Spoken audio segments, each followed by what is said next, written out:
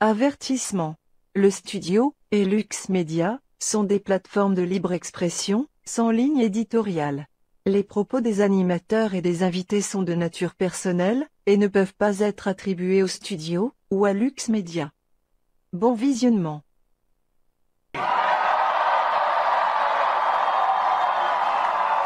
We fight the woke in the legislature. We fight the woke in the schools. We fight the woke in the corporations. We will never, ever surrender to the woke mob. Florida is where woke goes to die. Bonsoir, je suis Gilbert Thibodeau. Vous écoutez l'émission Ça passe ou ça casse. Nous sommes le 7 mars. Exceptionnellement, étant donné qu'à Lux Media, la popularité augmente, c'est incroyable.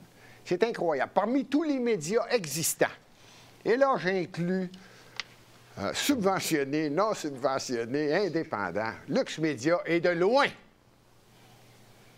celui qui est en expansion incroyable. Tout ça pour dire que l'émission, exceptionnellement, va être diffusée aujourd'hui et, au moment où vous l'écoutez, 17h, 5h p.m., 17h, parce que à 18h aujourd'hui, et ça va être disponible, ça sera disponible sur luxmedia.info, une émission spéciale. Il faut dire qu'à Lux Media, on est très, très, très spécial. L'émission ne devrait pas être diffusée aujourd'hui. Mais tout le monde est en amour avec le mardi. En fait, l'émission, c'est en l'honneur du 8 mars. Oui, la fête des femmes. C'est le 8 mars, demain. Mais l'émission spéciale va avoir lieu aujourd'hui à 16h. 16h, tout de suite après l'émission que vous écoutez actuellement. Et c'est concernant, j'ose pas le dire moi-même, je demande aux techniciens, quel est le titre de l'émission ce soir qui va avoir lieu le 7 mars à 18h à luxmedia.info? C'est Révolution viriliste. Révolution viriliste. J'ose pas m'embarquer. J'ose pas m'embarquer. Désolé, je n'ose pas m'embarquer sur le sujet et de savoir quel en sera le sujet. Mais j'imagine qu'il va y avoir la relation homme-femme, les relations au fil du temps entre les couples. J'en dis pas plus, c'est une émission incroyable. 3 personnes, 3 invités, 3 co-animateurs en même temps. Ça va être à 18h ce soir sur luxmedia.info. C'est pour la raison que ça passe ou ça casse est diffusé exceptionnellement aujourd'hui à 17h. Aujourd'hui, ça, le sujet dont je voulais, et ce sera le sujet unique parce que je pense qu'il est très important. On dira ce qu'on veut. Le Canada est, à mon avis, en superficie, probablement la 2e plus grande superficie en tant que pays sur la planète Terre, étant encore la Russie numéro 1. Je pense que c'est le Canada la numéro 2 en tant que grande superficie. Et l'homme, on dit ça, je peux le dire de cette façon-là, l'homme le plus puissant au monde a longtemps été déclaré comme étant le président américain. Donc, les États-Unis, qui sont nos voisins, je vous fais remarquer que c'est quasiment, je ne veux pas me tromper, mais c'est au moins 4000 kilomètres de frontière entre le Canada et les États-Unis. C'est vraiment le partenaire, en fait, c'est les plus grandes relations économiques au monde. Il n'y a aucun endroit où 2 pays font autant d'affaires ensemble. C'est le cas du Canada et des États-Unis. Et j'insiste pour que vous compreniez bien que j'aimerais tellement faire des émissions et continuer en parlant du Canada et vanter le Canada. Malheureusement, j'ai de la difficulté. J'essaie de trouver des moments donnés où je suis un peu de bonne humeur et que j'ai l'intention de donner des chances au premier ministre du Canada et trouver quelque chose qui est d'ampleur mondiale, grandiose. Malheureusement, j'ai beaucoup de difficultés. Par contre, ce qui est en train de se passer aux États-Unis est, croyez-le ou non, loin, loin, loin du Canada au niveau politique. Une élection présidentielle américaine se prépare 2 ans d'avance. Moi, j'ai toujours dit, aux États-Unis, l'élection présidentielle, c'est aux 4 ans. Mais à tous les 2 ans, On appelle ça des midterms. Ça veut dire que l'élection présidentielle, 2 ans après, il y a des midterms. Le président n'est pas en élection, mais l'ensemble du Congrès, au niveau de la Chambre des représentants, tombe en élection complètement. Les sénateurs, le tiers des sénateurs, sont toujours en élection. Et là, on vient de vivre l'élection américaine qui vient d'arriver, la midterm du président américain actuel, Biden. Jean bégaye. Quand je dis le mot Biden, je me dis, oh, faut pas que je me trompe de nom. Il y a assez de... Non, c'est Biden qui est là. Non, Fernande, t'écoutes-tu? J'ai dit Biden. Pourquoi tu répètes Obama? Je t'entends, là. C'est pas Obama, c'est Biden, le président actuellement. Et il va y avoir des élections présidentielles dans 2 ans qui va faire son premier terme, 4 ans. Et il va être candidat pour les 4 prochaines années, qui va faire un double mandat, 8 ans, et ne peut plus être président. Bon, ceci dit, je le sais, Pauline, sacrifice. Oui, il va se présenter, Joe Biden. Oui. Bon, c'est clair? OK. Par contre, au niveau républicain, il y a plusieurs personnes qui sont en train de présenter leur candidature face à Donald Trump. Je le confirme, je l'ai toujours confirmé. Lorsqu'il a perdu les élections en 2020, j'ai dit, ça y est, Donald Trump va être président des États-Unis pendant 12 ans. Il y a beaucoup de gens qui riaient de moi, puis je disais, non. Ce gars-là ne perd pas, n'accepte pas de perdre. C'est une race, ça. N'accepte pas de perdre. Donc, il a fait un 4 ans, surprise pour tout le monde en 2016. Personne aux États-Unis, même Hillary Clinton, qui, elle, son ex, en fait, pas son ex, son mari, qui est ex-président, Bill, président pendant 8 ans, connaissent les États-Unis du bout de leurs doigts, l'ont pas vu venir. N'ont pas vu venir la Pennsylvanie, pouf, s'en aller à Donald Trump.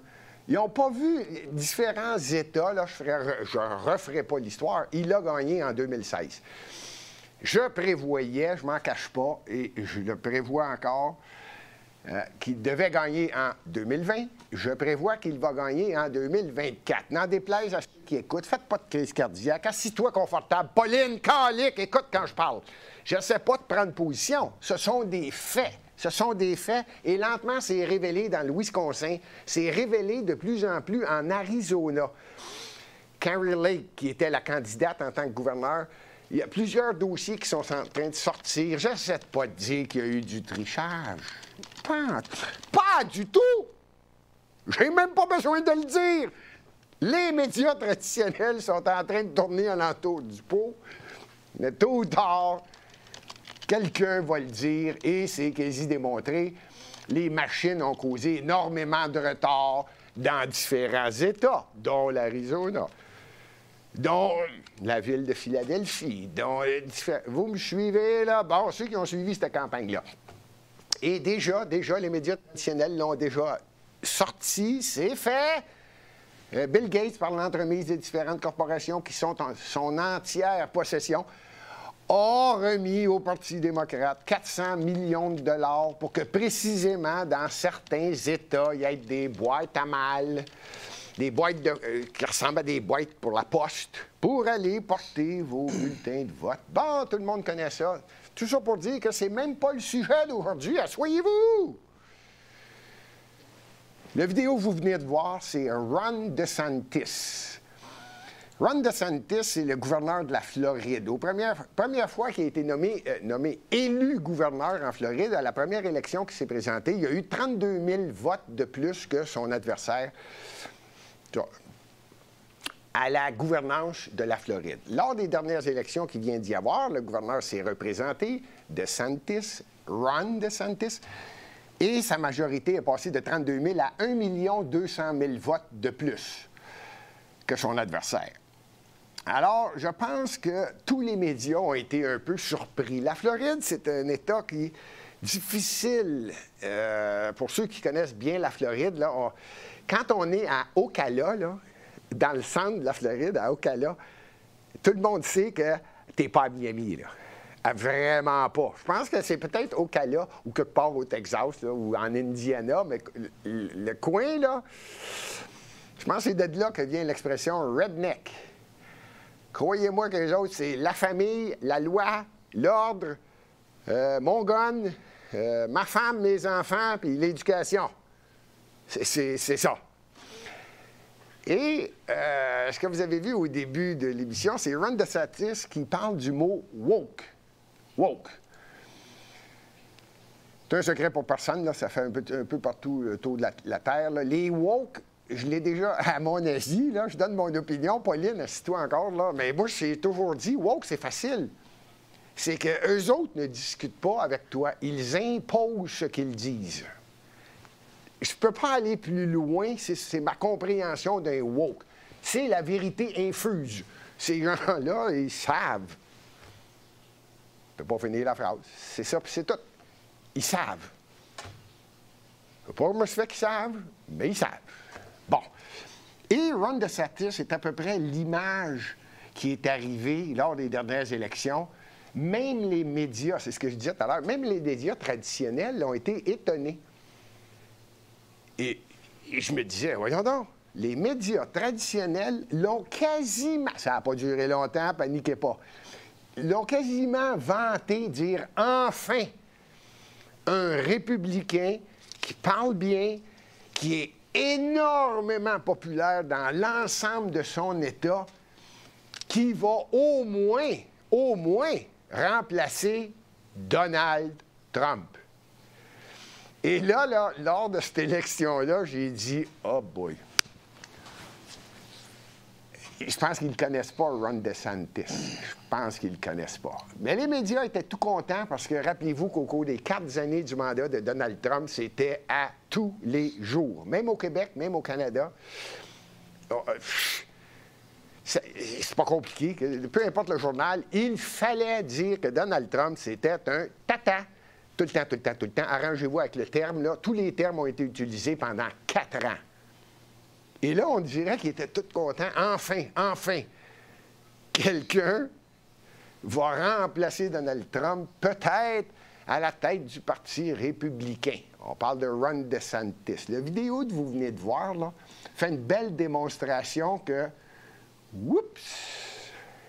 pas sûr que vous allez réentendre un média traditionnel, autant canadien ou qu'américain, qui sont bien contents que Ron DeSantis soit populaire. Pourquoi je dis ça? Avant de continuer, je veux juste dire que je lisais en même temps. En plus d'écouter, j'écoute énormément, comme vous savez, la plupart des discours, moi, qu'ils soient chinois, russes, moi, je parle toutes les langues. Moi, je parle tout. C'est rendu que Vlad, là, en Russie, il parle, je l'écoute. Il n'a même plus besoin de l'écouter. Je regarde ses mimiques, puis je sais ce qu'il dit. Je l'écoute tout. Ron DeSantis, après avoir gagné, après avoir dit qu'il est tanné des woke, il a ajouté dans la plupart de ses allocutions qui n'est pas vraiment pour le phénomène de l'identité du genre. Tu sais, là, on commence à en parler un peu. Là. Moi, je résume ça. Tu veux pas être un petit gars, ben, va te faire opérer, là, tu vas devenir une petite fille. Riez pas, là, c'est ça, là. Et ça, là, c'est un petit peu tout partout, là, que ça s'en vient dans les États démocrates.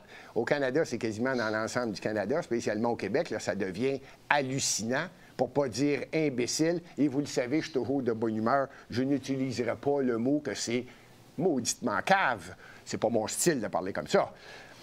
Donc, je fais juste résumer et dire que je trouve que c'est un peu aberrant qu'un enfant de 6, 7, 8, 9, 10 ans peuvent donner son opinion et changer de sexe. Mais c'est la nouvelle mode.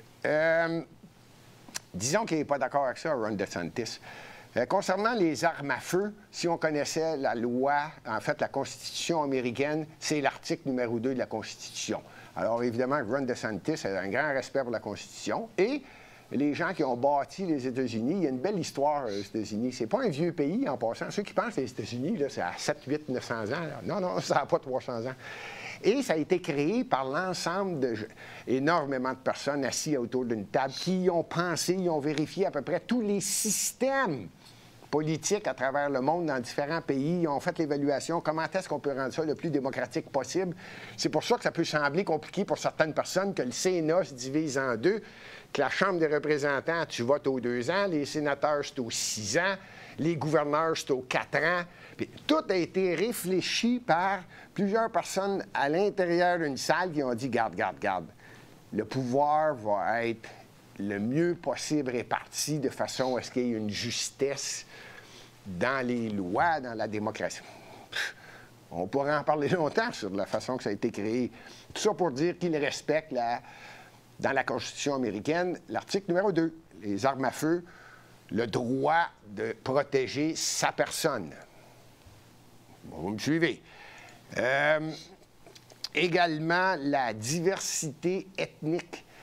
C'est une personne, je parle toujours de Ron DeSantis, qui défend la diversité ethnique, qui est d'accord. Bien, c'est difficile d'être en désaccord. Il faut aller aux États-Unis pour comprendre que c'est une société tellement diversifiée, virgule, mais tellement américaine. C'est incroyable comment ils aiment leur pays. J'ai jamais... Bien, j'ai dit jamais. Je n'ai vu plusieurs, j'ai fait le tour de plusieurs pays, puis j'ai toujours l'impression, quand j'y vais, surtout en automobile, quand on la traverse, là, si tu fais du Montréal-Los Angeles, Montréal-Floride ou Montréal-Chicago, peu importe la façon que tu descends. Je suis descendu en Indiana, ou peu importe la place où je suis descendu, là, ou Nouvelle-Orléans, prenez le chemin que vous voulez, là, 87, 89, 91, prenez le chemin que vous voulez, descendez. J'ai toujours l'impression, mon Dieu, qu'il y a des drapeaux. Pas juste dans les commerces et dans les centres d'achat. Non! Des maisons, des quartiers résidentiels, là, quand on visite, là, on fait le... En tout cas, tout ça pour dire que la diversité met dans un énorme respect pour le phénomène « je suis américain ». United States. Tout ça pour dire que c'est un grand défenseur de ça, Ron DeSantis.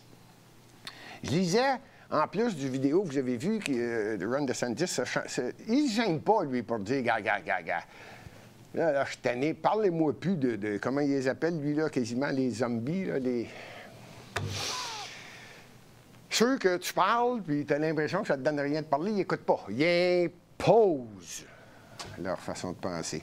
Il est tanné de ça, Ron DeSantis. Et je lisais, c'est dans un article écrit par, difficile de savoir l'origine, parce que quand ils ne veulent pas... Ah oui, je l'ai ici. Gérard Martinez, en France. Agence France-Presse, en Europe. C'est bien de lire quelquefois un petit peu tout partout. Et la France, y a-t-il quelqu'un qui m'a demandé c'est où la France? La France, c'est l'esclave des États-Unis maintenant, en passant. S'il y a quelqu'un, j'ai entendu quelqu'un me poser la question, ça me fait plaisir de répondre. Pas juste la France, l'Union européenne. C'est ça, c'est les esclaves des États-Unis qui sont en train de vider tout leur armement pour une guerre qui a lieu en Ukraine, là. Vous avez entendu parler de ça? Bon! Alors, ce journaliste-là, eux autres savent tout. Ils ont de la misère à gérer avec Macron, mais j'ai l'impression qu'ils sont encore convaincus en France qu'ils savent tout. Puis là, il commence son article. Il démolit, là. Je ne sais pas s'il y en a qui savent. Oui, je pense que tout le monde sait lire un article. Mais quand on lit les articles de l'agence France-Presse, eux autres, là, je ne sais pas pour qu'est-ce qu'ils se prennent. Ils te le démolissent, là. Ils s'en cachent même pas. Premièrement, ils prennent comme acquis que Ron DeSantis va être candidat à la présidence américaine en 2024. Ça, c'est comme acquis. Bon, je le sais, il y en a qui sont étonnés. Je répète, je maintiens, je l'ai dit, Ron DeSantis, à mon avis, ne sera pas candidat à la présidence des États-Unis en 2024. Là, je comprends qu'à Lux Media, il y a différentes opinions et c'est la beauté de Lux Media qui, en passant, va avoir une émission spéciale à 6 heures en fonction des femmes. C'est leur fête demain. Donc, vous devez écouter ça à 18 heures. C'est pour ça qu'on fait une émission spéciale à 17 heures de Ça passe ou ça casse. Je disais donc, Gérard Martinez est convaincu que Ron DeSantis, il n'ose pas le dire parce que c'est un article, mais regardez bien ça. Il flirte avec la candidature à l'élection présidentielle 2024. Il va à plusieurs endroits aux États-Unis pour se faire connaître et faire sa promotion en vue des élections de 2024. Vous me suivez, là? Et pour le moment, ça c'est la phrase drôle, pour le moment, il résiste encore, pour le moment, à descendre prématurément dans l'arène affronter Donald Trump. Moi, là, c'est quand je lis ces articles-là, je me dis, coudonc, ils partent avec un principe, là, ouais, il va être candidat, puis là, il pousse. Moi, je vous le dis, je vais mettre une autre petite vidéo, là, si c'était possible. Ron DeSantis fait actuellement. Premièrement, il faut bien comprendre une chose, là. Il vient d'écrire un livre. Là, vous allez me dire, ben oui, il se sert de ça pour se faire... Non, je maintiens mon point. Il ne sera pas candidat à la présidence, mais il veut se faire connaître. Là, vous me suivez. Il est jeune, c'est seulement son deuxième mandat en tant que gouverneur de la Floride. Vous me suivez, là? Bon, j'ai jamais dit qu'il ne sera peut-être pas candidat. Mais moi, je vous le dis, il ne sera pas en 2024. Est-ce qu'on a une vidéo lorsqu'il a visité l'Illinois? Do we have any Florida residents in the house today? We have a few? Okay. What about Florida property owners? We got any in the house? Yeah. Now, here's the big one. Do we have any future Florida residents? All right.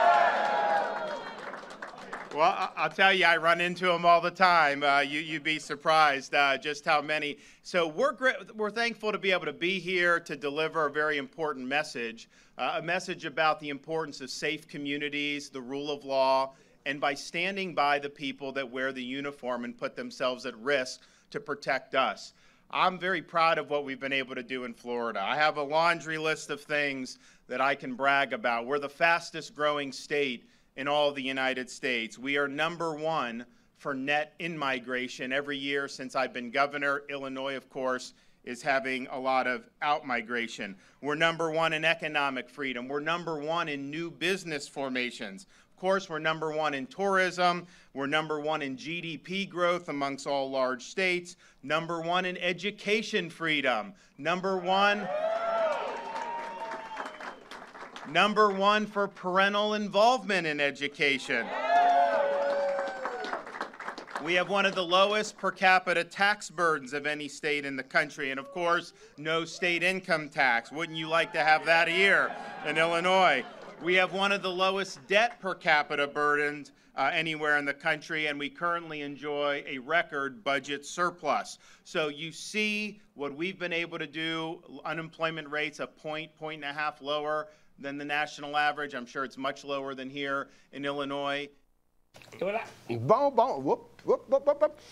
ce que vous venez d'entendre, c'est... je répète, ce que je disais, c'est que Ron DeSantis a écrit son livre. Je ne sais pas le titre exact, là, j'aimerais ça vous donner le titre, mais c'est avoir le courage d'aimer ou le courage de faire, ou je ne sais pas là, exactement. Mais en tout cas, il fait la promotion de son livre, qui n'est pas encore traduit en anglais en passant. Et j'ai pas mis la main dessus. Et il fait la promotion. Mais il est stratégique, il est chirurgical. Je n'enlèverai aucun mérite à Ron DeSantis. Il sait très bien ce qu'il fait, il en est conscient. Je répète, il est plus jeune que Donald... Pas dur à battre, ça, Pauline. Il est plus jeune que Donald Trump, OK? Et il sait ce qu'il fait, à mon avis. Et il va terminer son mandat complet. N'oubliez pas, il vient d'être élu. Il en a pour 4 ans. Là. Il va arriver de front avec la campagne présidentielle. Je ne pense pas qu'il va laisser la Floride. Faites votre calcul, OK? Moi-même, aller plus loin. Ceux qui ont écouté CPAC, ceux qui suivent, là, je parle à des gens qui suivent la politique, là, un peu plus, là, la politique américaine. Il y a une convention annuelle qui a lieu aux États-Unis, républicaine. Cette année, c'était, si je ne me trompe pas, c'était à Washington. Et ça change d'État d'année en année. Et les plus grands conservateurs, c'est ça, républicains qu'on dit aux États-Unis, se rencontrent et surtout vont sur l'estrade. Puis là, c'est drôle, ils ont des discussions. Je veux dire, ils ont un temps de parole. Il y en a, c'est 5 minutes, il y en a, c'est 7 minutes, il y en a... Puis là, la musique passe. Ça paraît comme un Oscar. Ça paraît comme une soirée des Oscars. Mais c'est intéressant, c'est vraiment intéressant. Puis il y a différents personnages. Ça va de Donald Trump Jr., qui peut passer le vendredi ou le samedi. Là, puis là, j'ai pas besoin de vous dire que le dernier personnage, c'est généralement la personne clé de l'événement de la fin de semaine. Et c'était Donald Trump, l'ex-président, le 45e président américain, qui est venu donner son opinion, sa vision, et il a déjà déclaré qu'il était candidat à la présidence des États-Unis. Lui, c'est déjà fait, il ne gêne pas. Bang, pouf, moi, je vais l'être encore. Il l'a dit, c'est réglé. Personnellement, je répète, il est le candidat, je répète, c'est une opinion, mais je l'ai dit à ma façon, il est le candidat officiel du Parti républicain. Toute autre personne qui se présente, parce qu'il va y en avoir d'autres. Il y a Nikki Haley. Moi, j'ai eu énormément de plaisir ici avec le technicien numéro 1 à Lux Media. Et on a trop du plaisir. Et à un moment donné, j'ai dit, Nikki Haley, là, écoute-moi bien, là. Ça, c'est l'ambassadrice à l'ONU, là. Il dit, elle, là, elle va être vice-présidente des États-Unis. Hey, j'avais dit ça, sacrifice. Avant la pandémie, là, quasiment, là. Et j'ai jamais vu un gars s'exclaffer de rire autant. Bien, candidate à la présidente. À la présidence, elle avec en 2024. Toute personne qui se présente à la présidence des États-Unis en 2024 pour le Parti républicain sont en train de faire application à Donald Trump. Ils vont essayer de montrer leur talent, leur façon de se présenter, leur façon de s'exprimer, leur façon d'être aimé aux États-Unis. Puis c'est une carte de visite, c'est une carte de présentation, c'est une demande officielle à Donald Trump. Est-ce que je peux être ton vice-président? C'est ce que je pense. Et c'est dit d'une drôle de façon, mais je pense que Donald Trump est indélogeable. Il veut l'être, il va l'être. Maintenant, je reviens à Ron DeSantis, je termine avec ça. C'est la raison pour laquelle je pense que Ron DeSantis ne sera pas candidat à la présidence. Il a le temps. Non seulement il a le temps, je vais laisser une petite porte ouverte, puis je termine l'émission là-dessus. Je ne pense pas que Ron DeSantis accepterait d'être vice-président. Parce qu'il n'est pas obligé d'être candidat à la présidence pour être demandé d'être vice-président pour Donald Trump. Je ne pense pas qu'il accepterait. 1. 2, je suis obligé d'avouer même que ceux qui suivent la politique depuis certaines années, un certain nombre d'années, Ron DeSantis a eu un coup de pouce de Donald Trump pour devenir gouverneur en Floride. Il faut se rappeler de ça aussi, là. Et ça, il y a beaucoup d'histoires en arrière de ces... C'est des hommes qui ont de l'orgueil, hein? Tout homme politique valable, et là, je fais bien attention parce qu'il y a plusieurs pays qui, je ne suis pas certain que c'est le cas, mais quand tu atteins un niveau et que tu n'as pas encore atteint ton niveau d'incompétence, tu es orgueilleux, tu es capable, tu peux... T'es dur à faire débarquer. Puis c'est normal, puis je pense que c'est un mérite, puis c'est un honneur pour le pays d'avoir ces gens-là au-dessus. Il y en a qui ne sont pas d'accord avec moi. Je le sais, il y en a, je suis en train de les faire friser parce que vous avez toute l'impression que je suis en amour avec Donald Trump. Pas pantoute. C'est des faits que je donne. Vérifiez ce que je vous dis. Suivez au moins le tiers de ce qui se passe aux États-Unis actuellement. Vous allez comprendre que j'en viens à la conclusion que Ron DeSantis, bien qu'il est allé... on a eu le deuxième vidéo en Illinois. Hein? On l'a vu, ça? Oui. C'était à Elmhurst. Ça, là, c'est comme s'il avait été à Laval. Au lieu d'être au centre-ville de Montréal, il est juste allé une petite banlieue à côté de Chicago. Il est allé présenter son livre. Il est allé dire à peu près à tout le monde qui est à Chicago, en Illinois, « Hey, y a-t-il du monde ici qui ont peut-être une propriété en Floride maintenant? » Il a dit bien des choses, là, mais entre autres, avez-vous remarqué qu'il a dit ça? Avez-vous remarqué qu'on le voit peut-être pas clairement, mais il y en a un maudit paquet qui ont levé la main? Il y a à peu près d'Illinois, là, ça c'est Chicago, Illinois, là, au moins 125 000 personnes. On parle de presque 200. Il y en a qui disent 250 000 personnes ont quitté Chicago depuis que la mairesse, en passant, la mairesse, elle a perdu, là. y a peut-être du monde qui vont revenir en Illinois, là, à Chicago. Mais elle a perdu, là. Mais bon, c'est réglé. Elle ne sera plus mairesse, celle-là, là. La woke de service. Je ne veux pas faire de comparatif avec la mairesse à Montréal. Mais disons que c'est la woke de service de Chicago a pris une débâcle solide. Les gens de Chicago ont réalisé que, wow, non, là, ça va pas bien, là. Bon, et qui est allé faire une allocution, Ron DeSantis, hein? Puis il est baveux. Puis il se vante. Mais rappelez-vous, là, il s'en va faire la promotion de son livre. Coïncidence, il y a une élection américaine. C'est là que tout le monde fait le lien. Ah ben oui, il veut se faire connaître. Non. Il veut se faire connaître. Point. C'est grand, les États-Unis. C'est grand. C'est grand New York. C'est grand Los Angeles. C'est grand Miami. C'est grand Chicago. C'est grand la Nouvelle-Orléans. C'est grand Philadelphie. C'est grand... Faites le tour de ces villes-là, là, puis il en est bien conscient. Coïncidence, ils s'en vont faire une allocution à Chicago. Ils bavent les gens de l'Illinois, sans les baver. Il fait juste leur dire, y a-t-il quelqu'un qui a acheté une maison en Floride il n'y a pas si longtemps? Parce qu'oubliez pas que Ron DeSantis est allé à peu près à l'encontre de tout ce que Biden a dit concernant la pandémie. En fait, tout ce que Biden dit, Ron DeSantis dit, OK, continue à le dire, moi, je suis gouverneur de la Floride, puis c'est pas à toi, ça. C'est à peu près comme ça qu'il parle. On n'a pas le troisième vidéo, mais je vous le dis tout de suite. Ron DeSantis, il a choisi une autre ville pour aller faire une allocution. N'oubliez pas, c'est pour parler de son livre. Coïncidence? En Californie. Il aurait pu choisir n'importe quel... Non. On va aller... Les gens de Los Angeles, il faut qu'ils me connaissent, peut-être. Faites-vous-en pas, il est connu partout aux États-Unis, mais il choisit ces endroits d'élection pour sonder, tester le marché. Ça, je suis d'accord, mais il ne sera pas candidat à la présidence des États-Unis. Tout ça pour dire qu'en Californie, c'est pire. On parle d'environ 800 000, il y en a qui parlent de 750, il y en a qui parlent d'1 million, qui ont quitté la Californie. Qui ont quitté. Et lui, il le sait très bien, il est gouverneur de la Floride, il voit les entrées, là, les acquisitions puis les nouveaux bâtiments qui sont en train d'être construits en Floride dans différents endroits, dans différentes villes. Ça rentre. Alors, il est peut-être le temps de se poser des questions. Je voulais parler de Ron DeSantis parce que, moi, je vous le dis, là, ce personnage-là, on va devoir le suivre. On va devoir le suivre, d'après moi, aux États-Unis. Le gouverneur de la Floride, je ne sais pas si je devrais dire, va devenir un exemple. Mais disons qu'il y a de plus en plus de gouverneurs qui vont prendre position.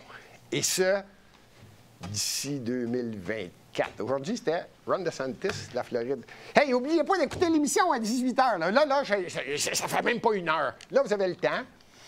Je viens de terminer l'émission. Là, vous avez le temps. Là, c'est le temps. Allez préparer le popcorn, allez chercher le 7-Up, peu importe la liqueur douce. En tout cas, c'est quoi déjà le titre? Je ne me rappelle plus, là. Révolution viriliste. Révolution viriliste à luxmedia.info. Ça commence à 18h. Je vous le dis, ça ne me tente même pas d'embarquer dans le sujet va être quoi. Mais c'est certain qu'il va y avoir quelque chose de relié avec la femme, l'homme, les relations, l'amour, les mariages, les enfants, le couple, appelez ça comme vous voulez, c'est à 18h. C'est pour ça que l'émission spéciale, ça casse a lieu à 17h pour donner tout l'espace à 3 personnes. Il va y avoir 3 co-animateurs. Y en a-tu qui aiment ça, la lutte? Pauline, t'aimes-tu ça, la lutte? luxmedia.info, 18h. Le viriliste. Merci. Aujourd'hui, c'était Ron DeSantis. Il va y avoir une autre émission spéciale cette semaine. Ça passe ou ça casse. On va parler un peu de Montréal, ce qui est en train de se passer. Pas beau. Non, c'est pas beau.